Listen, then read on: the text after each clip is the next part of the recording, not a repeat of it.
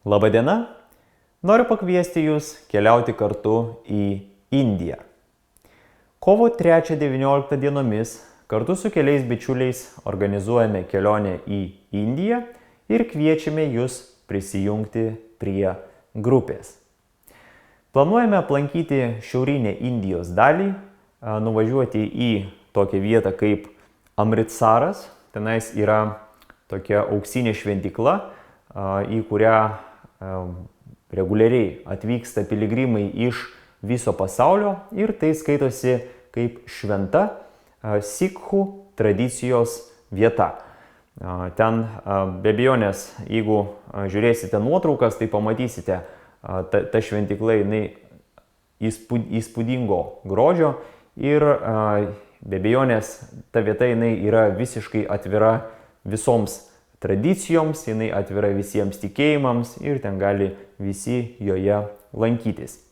Paskui planuojame vykti į Dalai Lamos rezidenciją, kuri yra irgi šiaurinėje dalyje, jau prie pat Himalajų, arba galima būtų sakyti Himalajuose. Ir toje vietoje, kur Dalai Lama jisai būna, duoda mokymus, priima piligrimus iš įvairiausių šalių. Tenais taip pat gyvena daugybė įvairiausių vienuolių, kurie praktikuoja ir ten reguliariai yra perduodami įvairūs mokymai, dvasinės žinios piligrimams ir tiems, kurie eina tuo dvasiniu keliu.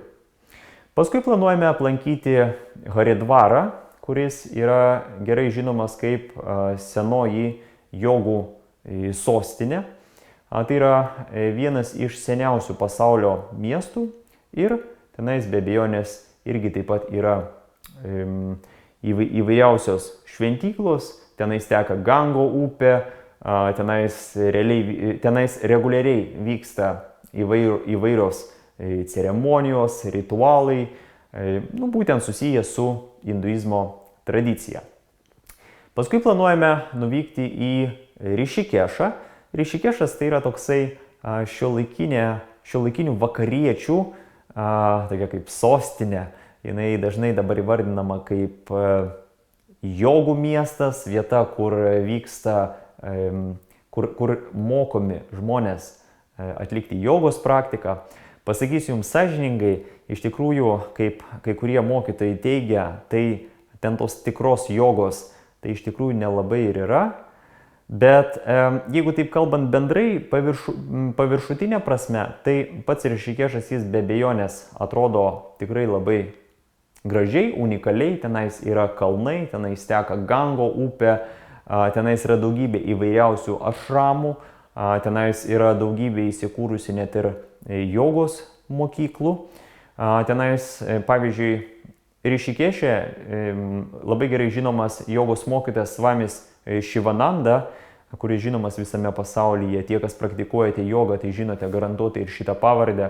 Tai jisai būtent šitoje vietoje ir įkūrė, taip sakant, ašramę, kuriame pats gyveno ir kuriame pats, taip sakant, dalinasi jogos žiniomis su žmonėmis iš viso pasaulio.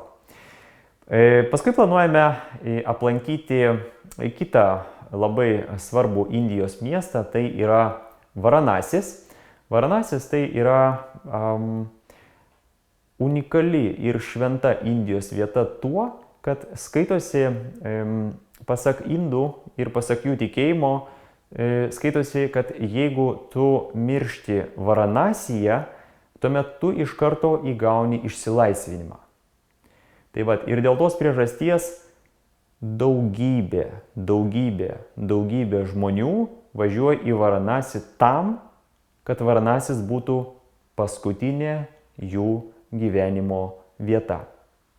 Tai va, ir pats miestas be abejonės jis yra unikalus ir savo struktūra, ir unikalus savo architektūra. Ten be abejonės yra daugybė šventyklų. Ten yra tokie, ten teka Gango upė. Prie Gango upės pastoviai vyksta įvairūs kažkokie ritualai, ceremonijos, ten žmonės prausiasi, kai kurie maudosi, kai kurie, ten žodžiu, daug visko vyksta ir kartu ir gyvenimas vyksta, ir kartu dvasinis gyvenimas vyksta. Ir tokiu būdu tas miestas jisai yra toks persipildęs, ta tokia, sakyčiau, dvasinga atmosfera. Tai tie, kas esate buvę Varanasėje, tai tikrai žinote, ką turiu mintyje. Tai planuojame pabūti tokioje vietoje ir paskui planuojame jau pačioje kelionės pabaigoje važiuoti į Delį. Tai Delis yra Indijos sostinė, tai yra didžiulis miestas. Tenais jame taip pat yra labai įvairių gražių šventyklų, tokių didelių, įvairių. Taip pat Delyje be abejonės yra tokios įdomios vietos, kurias tikrai verta aplankyti. Tai yra įvairūs tokie turgai, kur ten, žinot, didelis kiekis ateina pačių indų ten apsipirkinėti. Paskui ir kitų dalykų, kuriuos tenais Delyje mes tikrai surasime ir tikrai galėsime nuvykti. Tai pati kelionė, jinai nusimato tokia, aš sakyčiau, paprasta, kukli. Mes planuojame keliauti taupiai, mes planuojame važinėti iš miesto į miestą su autobusais, su traukiniais. Pati kelionė, jinai bus tokia truputį, sakyčiau, tokia truputį laisvesnio tokio pobūdžio. Tai bus kelionė be lagaminų. Tai yra, mes tiesiog pasimsime po kuprinę ir tiesiog keliausime iš vienos vietos į kitą. Planuojame nakvoti įvairiuose svečių namuose, įvairiuose hoteliuose, kuriuos tenais labai nesudėtingai galima rasti. Tenais visos tos paslaugos kainuoja pakankamai nebrangiai. Pavyzdžiui, tam, kad susirasti nakvynę Indijoje, tai tenais tai galėtų kainuoti nuo kokių 5 iki 10 eurų. Tiesiog, kad pernakvoti kažkokiame pakankamai tvarkingame hotelyje. Ir tokiu būdu mes po truputį keliausime. Be abejonės, maitinsimės vegetariškų maistų ir prie viso to tam tikrų metų darysime jogos praktiką, darysime meditaciją ir tokiu būdu sieksime, kad ir mūsų praktika jinai įgautų šiek tiek gilesnę kokybę ir tokiu būdu toliau sieksime pažinti save ir tobulėti. Dabar, kodėl verta važiuoti į šventas vietas ir stipres energetiškai vietas? Todėl, kad tam, kad tavyje būtų tas dvasinis įkvėpimas tobulėti, pažinti save, tam reikalingas papildomas įkvėpimas. Ir būtent tose vietose, kur praktikuodavo senovės praktikai, kurios yra stiprios dvasiškai, stiprios energetiškai, kai tu būni tose vietose ir kai dar papildomai darai jogos praktiką, meditaciją tose vietose, tai tavo energija, tu kaip prisipildai, prisikrauni tos geros energijos. Ir ta gera energija, jinai ir gyvenime tau paskui padeda tobulėti, vystytis, priiminėti geresnius sprendimus ir tokiu būdu pažinti save ir pažinti mus supantį pasaulį. Tai iš tikrųjų noriu pakviesti jūs, tie, kam įdomu, tie, kas turite tokią galimybę. Iš tikrųjų, pati kelionė jinai nusimato jau labai greitai. Nuo šios dienos mes turime maždaug mėnesį laiko iki pat kelionės pradžios. Todėl tie, kas norėtumėte prisijungti, šio vaizdo įrašo aprašyme rasite nuorodą, užeikite, rasite detalesnę informaciją ir kviečiu pagalvoti, pamastyti ir jeigu matote, kad jums galimybės leidžia, jeigu matote, kad sąlygos gyvenime leidžia, parašykite mums elektroninį paštą, pabendrausim, pasitarsim ir jeigu viskas gerai, pakviesim jūs prisijungti prie grupės ir kartu keliauti į Indiją. Pati kelionė, jinai tiek, kiek paskaičiavome, tai pavyzdžiui skrydžio bilietai, dabar jie kainuoja maždaug nuo kokių, aš sakyčiau, apie nuo 500 eurų ir tenais tie bilietai, jie kuo labiau artėja skrydžio data, tuo jie darosi brangesni dažniausiai. Tai va, tai kol kas ta kaina jinai yra tikrai visai gera. Tai skrydis kainuoja apie 500 eurų, tada viza kainuoja turbūt kokiu nuo 30 eurų. Ten ta viza jinai elektroniniu būdu daroma, labai nesudėtingai, labai greitai padaroma.